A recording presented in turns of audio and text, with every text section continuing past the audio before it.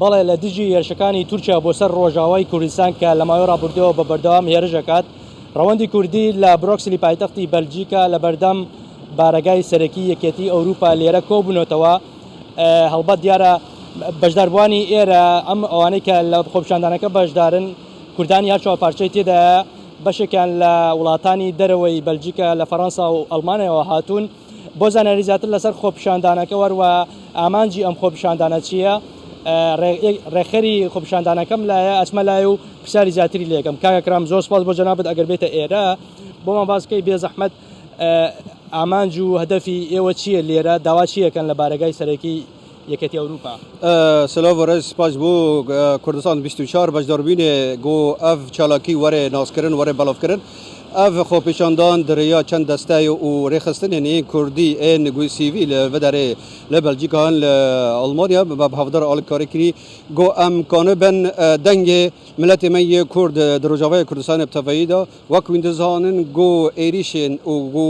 گەفگڕێ گۆ دەوڵەتە تورک لەسەر ڕۆژاوای کوردستانە ئیجار درۆژاوای دەمەترسێکێ دێدە ئەمجی لە ڤدارێ وەک ڕەڤاندا کورد و ڕێخستنێنی کوردی ئەم دغازن دەنگێ ڤ تشتێ کریارێ گوچێ دەبن بگهێنن پەرلەمانتەری ئەوروپی لە ڤدارێ پامێکی دیاریکراوە خود نووسراوێکی تایبەتتان پێشکەش بە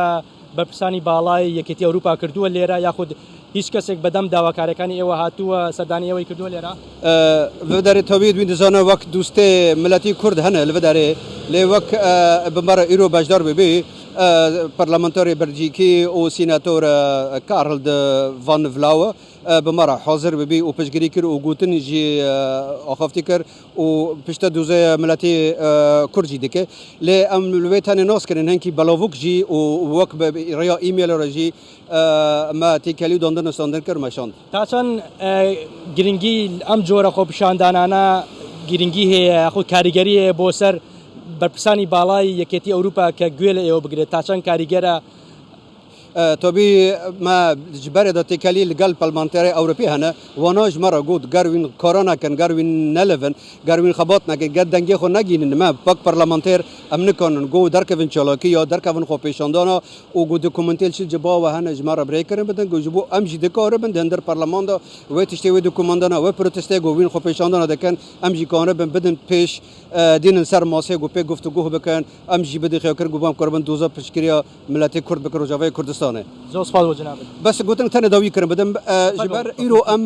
ji ber êrî parêzer Luqman Henan em ji bo wî li vidarêne ew ya 22 Desemberê 2022 hat girtin piştî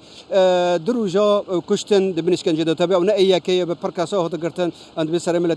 miletê Kurd saxibê xwediyê we sax bin û şehîd namre. Silav ve rêz spas. زۆر سپاس بۆ جەنابەت دەستان خۆش بێت. Gelek spas. زۆر سپاس بۆ جەنابەت ئەتوانی کاتی خۆت وەرگری. بەڵێ ئەمە خۆپیشاندانی ڕەوەندی کوردیە لە بروکسلی پایتەختی بەلجیکا لە بەردەم بارەگای سەرەکی یەکێتی ئەوروپا لێرە خۆپیشاندەران داوا دەکەن کە پێویستە هەرچی زووە بەرپرسانی باڵای یەکێتی ئەوروپا هەڵوێستیان هەبێ کاردانەوانە هەبێ سپارە بە ئەو هێرشانەی کە تورکیا ڕۆژانە ئەنجامی دەدات بۆ سەر ڕۆژاوای کوردستان. بەێ سپاس بۆتە بەرزان سپاس بۆ میوانی تێژی گول بروکسل گەلمە.